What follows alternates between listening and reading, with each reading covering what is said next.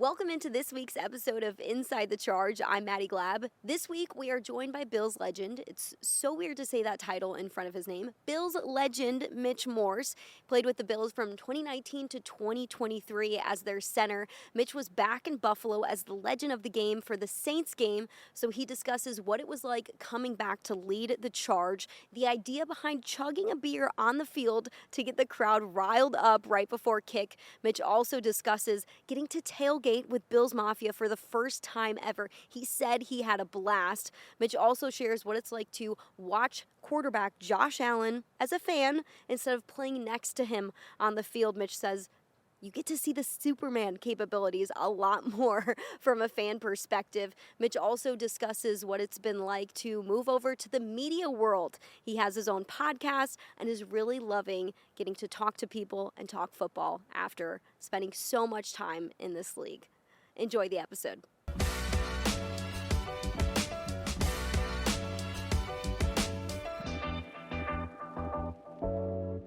Mitch, it looks like you had a blast in Buffalo. Did you make it home in one piece? How are we doing in the aftermath of having the time of your life here? Yeah, well, I think they buried part of my soul somewhere in the Hammer Lot or in Allen Street. We made it yesterday, and I had set an alarm to take a 30-minute nap, and then I woke up 3.5 hours later, and it was past dinner time, and it was such a unique experience. And I'm still, you can tell, suffering a little bit from it. But if I could do it all over again, I would do the exact same thing in the exact same way. It's somebody like you that comes back to a Bills game, and I think people just live vicariously through you, and they are so happy to see that, like, you just had such a great time. I don't know, for former players, especially former players who, just retired from the game of football, to be able to enjoy it in the way that you did, I think is, 12 out of 10, Mitch. I'm really happy for you. But let's cover just going back to your first game as a Bills fan, not as a player. How weird was that? I thought it would be a little bit stranger than it actually was. It was fun. Okay. So I was lit up, so anything would have been fun at that point. But it was fun to see the guys do their thing. It was fun to be a part of a 1 o'clock game, which there aren't enough of those right now for the Bills, which is something you earn. America's interested in the Buffalo Bills, and I don't know. They put me up in this really cool spot where there's free food and more drinks. And let's just say that for most of the game, I was drinking water because I wanted to be able to see down on what was going on. And if I drank any more, I would have lost my vision. So it was awesome. It was great seeing the guys, and then being able to also kind of hang out with them after the game was a unique experience as well. Okay, so your wife comes along for the journey. What is the conversation before? Like, hun, like just buckle up, like just let me do me and I'll be present for the game. No, I absolutely leaned on her before we left the house. I said, I know when fun starts going downhill, when it starts rolling, it's like a snowball effect. I can get kind of lost in it. And she knows me perfectly well. So she was able to kind of push me when I needed to, pull me back when I needed to, but it was so fluid. And she had done this before. So she was also very cognizant of where to It was go. like, I'm gonna take you on a journey. Yes, this is like this has been, this is her cup of tea. She knows what she's doing. She's had her finger on the pulse of the tailgating aspect of Buffalo Bills football for a very long time. So we leaned on her heavily, and she did not lead us astray. She was a slam dunk. Of course, it's my wife. I love her, but she also was able to get the kid to the stadium also just sober enough so that I could do my thing and then dip out. Way to go. Way to go, wife. So I see, a couple clips of you experiencing the tailgating atmosphere. You're in the Hammers lot. You are doing the ketchup and mustard on Pinto Ron. What did you learn about Bill's Mafia from getting to tailgate with our crazy fan base? Yeah, well, just the kindness. I mean, they're just so generous with not only what they have, but also their time. They're so invested in not only the experience of tailgating, but the team itself, the guys. They get to know you. I mean, it's just the amount of people that knew stuff about my life, stuff that was going on. They invest in the guys. They invest in what's going on. I mean, we know their philanthropic nature. They want to know what you're doing, and I think it's one of those things that if you put good out as a player, they bring it back 10 times fold, tenfold rather. And I had just the most amazing experience with those folks because they're just so generous and kind. Did you have a moment during tailgating where like you look back on it from like the day after and you're like, that felt like a movie? Yeah, I mean, being on top of that, being on top of that truck and then spraying Pinto Ron, it was a unique experience. I just I, I knew what to expect, Mhm. but when you're actually involved in it and you're thrown into it, it's I wish I had the vernacular to explain the feelings that I had sleeping at or sitting at night in that bed. It was just so great, and I wish I had more. I wish I had something more eloquent to say, but and I also know I'm very aware that the farther you are removed playing, right, these experiences will still happen, but they won't be as intimate with the because time marches on, the fan base keeps growing, it gets younger, right? It's just I know that this moment, this time was so exceptionally unique that I just want to bottle it up and hold it and not let it go. Who is Mitch Morse as a fan? Very, of course, emotionally invested. Uh-uh. Um, who am I as a fan? Intoxicated. Uh, that's a great question. I'm still kind of figuring that out. I Okay. would say Mitch Morse as a fan is fluid, not only of what he's consuming, but just how I'm trying to process the information. Of course, these are still my friends doing their thing, but um, it is fun to kind of see it objectively to a certain extent, just see what's going on and understand what it's like watching while still having an emotional investment in the guys. So you were obviously in town for the Saints game because you were the legend of the game. That means you got to lead the charge right before kickoff. You put your own spin on it. How did the idea come about? Yeah, that's a great question. Well, we had gotten there Thursday and then we had pretty full days, but at night I'd sit there, right, just trying not to stress out about the how intense the moment is and how important that moment is. And of course I want to put my own spin on it, sure, but I always thought that the job of that person is not to make it about themselves. It's about to grab the baton of energy and pass it along as seamless as possible. So I was trying not to go too far off script, but you can't just read the script because then it seems like Right. you're not invested in it too much. So yeah, the beer part was interesting. We had to clear it from the top, right? Because if I'm like, hey, I want to chug a beer, they're like, there's so many things that can go wrong, only a few Right. things that can go right. But kudos to them. I looked them in the eye and I said, I promise you, I'm not going to embarrass you guys. I promise you, I'm going to do this the correct way and kind of interject that energy into this crowd. So if you trust me, I promise you, I'll not lead you astray. And then just had to make sure it was a little bat blue or a little bat blue light, and then and the rest was Easy. history. It was Those are easy to find on Sunday in Buffalo. easy to find, and they were very gracious letting me do that. So it's not lost on me how unique that was. I was wondering with the beer, I was like, did Mitch just like pull this out like it was a 2 minute thing? Like I have a beer in my pocket, it's just there, and I'm just gonna chug it. So it's nice to know that you cleared that through the top. Like that just speaks to how responsible you are, even though you're having so much fun on game day. Responsible enough to make sure it's okay to chug a beer on the field. Well, I couldn't sneak it in because you still have to go through security, so they weren't letting any liquids in. So I still had to pass through the chain of command rather, and they went to the very top, which I appreciate because the last thing you want to do is ruffle any feathers because that's when you don't get invited back, and that's my greatest nightmare is not Mitch being able. got banned from the stadium on his first game back. That's not cool. I want to bring my kids there one day and have them experience it. So it was. I feel like it was pretty fluid. When you're watching you, like when I was watching the clip of you do this on the sidelines, it is so hard to ignore the huge Legends community patch that you now have on your jersey. How neat is it to be a part of that community now? It was the one of the greatest experience. Of course, it was one of the greatest experiences of my life, but what a badge of honor, Yeah.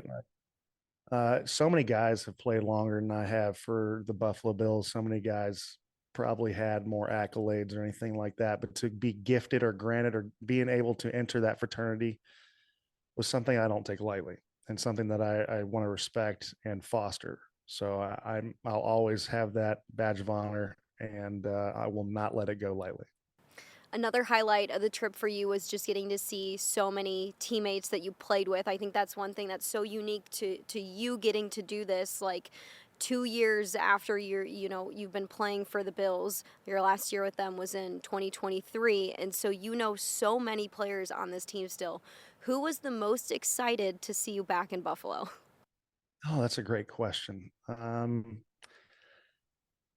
mean, it was just I was probably more excited to see people than they were excited to see me. That being said, it was I don't think it'd be fair to say one single Yeah. person. I was blown away by the reception from the guys, and I will not. I know I've said this 1,000 times. I do not take that for granted. I guess that means I did something right, and this is a relationship business. It's about the people, and that was the most important thing to me when I was there. It wasn't the wins or losses. It was I doing right by the organization? Was I doing right by the people? And I think just being received that way was really awe-inspiring and extremely humbling. A lot of your friends are still in the NFL. I mean, they have crazy schedules. How do you maintain those relationships to know, like, hey, when I'm back in town, like, these are guys that I still actually talk to? Great question. You have to be aware of time. Their time is the utmost importance, especially in season. Everyone's got routines that are sacred to them. So it's about being pliable to their schedule rather than trying them have to pander to me. So um, they were very gracious with their time, but also I was trying to be as aware as I possibly could to not get in the way of the keeping the main thing, which is them putting their best foot forward on the field and being present for their teammates. So I thought it went pretty well. Of course, I'm going to try to keep doing that when I get in town. You spoke about your learning about who Mitch Morse is as a fan.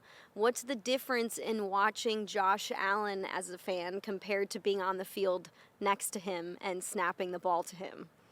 Yeah, you become way more aware of his superhero nature when you're watching him from afar. I always felt like I got lost in the game, lost in what was going on in regards to my job. And I mean, people would tell me who scored, I would forget. It's just the truth of it. So to be able to see him do his thing, uh, kind of from the outside looking in was such a treat. And it does not disappoint in person like it doesn't disappoint on TV either. So it's just so unique and cool. It's fun as hell. It was so sweet. You played for the Bills for 5 incredible years. You've gotten to watch 4 games now of this 2025 version of the Bills. What's different about this year's team? We had talked about it earlier, Maddie. It was just how much fun they have playing the game and how that correlates to them executing on the field. It throws itself out from the screen. Like that's one thing I see is that they foster guys kind of being in themselves and feeding each other with energy and then celebrating each other. And when you can do that and correlate that to good football, it's just so much fun to see. It's easy to get lost in a week though and get caught up in, oh, we're playing against the second best run defense, or oh, we're playing against one of the best quarterbacks in the league, and then from drive to drive, if things aren't going right, it's hard to make it fun. When you were with the Bills, how did you find ways to make it fun when it was tough? I probably didn't do a good enough job of smiling or having too much fun. That's when you just go to the personal piece of this is you foster these relationships. People pour into you as much as you pour into them, and then you get your opportunity to be vulnerable, lean on each other. And then when the vulnerability leads to getting to know each other even more, and then when you get in these really tough times or these tough moments in games or off the field, even more so than on the field, uh, it just you're able to bounce back, get back into a groove, and then you have people helping you out because it is a people's business, like we had talked about. And if you try to do this by yourself or be a superhero by yourself, is when you not only find that suffering to compound, but then you lose sight of what's the important thing is that this is the ultimate team sport, and you're a part of something beautiful, which is the team, and then you guys go out together and execute as one. So it's a fun experience. Mitch, you've got the podcast mic in front of yourself, you've got the headphones, you got the backdrop. It's obvious that you are now in the media landscape, man. How did you decide this is what I want to do after football? Yeah, that's a great question, and it kind of throws guys off who were with me when I was playing, when I could be such a curmudgeon and get lost in just being a professional and trying not. Yeah, I didn't probably balance the fun enough with the actual business side of it. It turns out I have a horribly inflated ego that I found was buried in underneath probably my one of my my internal organs that finally came through, and I just want strangers to tell me I'm okay and that I'm doing all right. And besides that, I just love talking to folks. I enjoy talking about the one thing I probably have any that I'm apt to talk about, which is football. And then just getting to know people personally. They had me on Good Morning Football a few times, and I found that that was such a unique experience and one that really fed my soul and my spirit, and I was on fire. And so if I get an opportunity like that again, I want to have some more reps at what I'm doing, and just being able to talk in front of the cameras.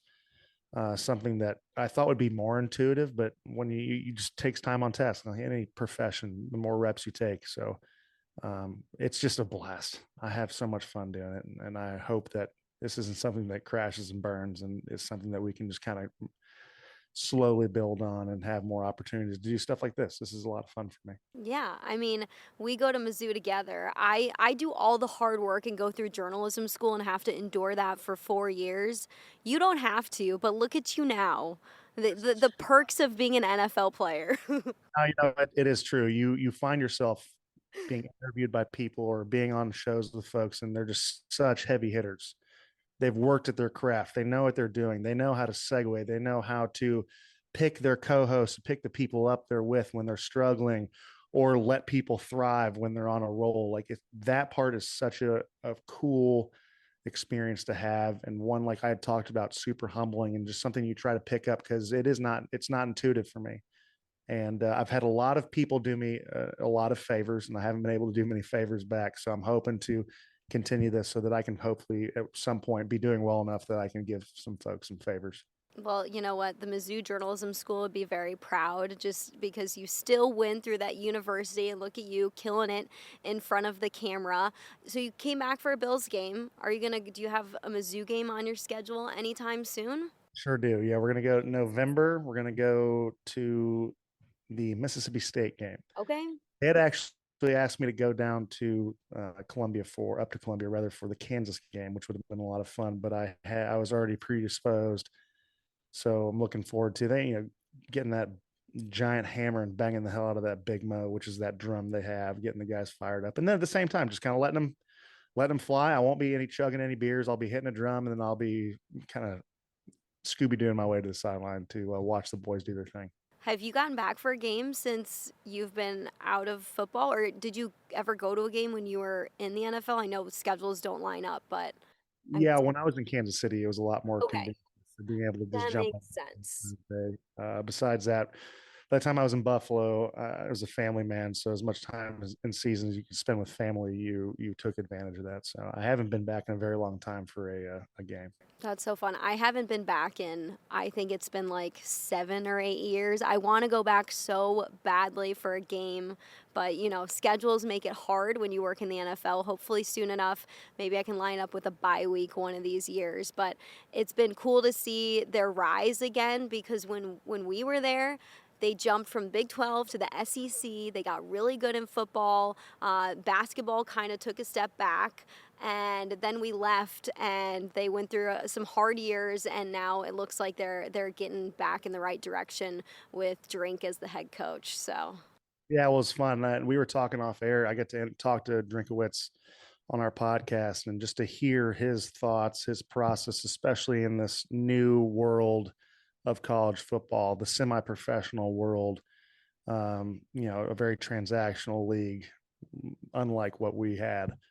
He's just got a good grasp on it. He knows who he is, and it's fun to see those guys play well. And I'm proud to be a Tiger. I know you are too. And to see those guys do well is such a fun experience. okay, Mitch, you got your own podcast.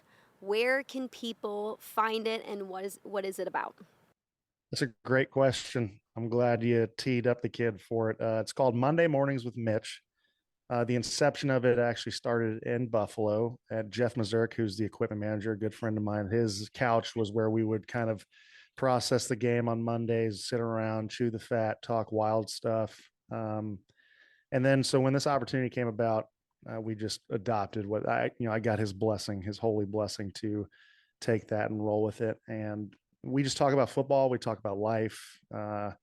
Try to get to know the people that we talked about as much as their relationship with the game and what's going on in their lives. So it's a hoot. You can find it on YouTube, Spotify, um, all these platforms, and we promote the heck out of it on Instagram, TikTok, Twitter. So give it a shot if you want. If not, you're probably doing yourself a favor because it can be kind of be all No. over the place. But please give us a shout and see what you think.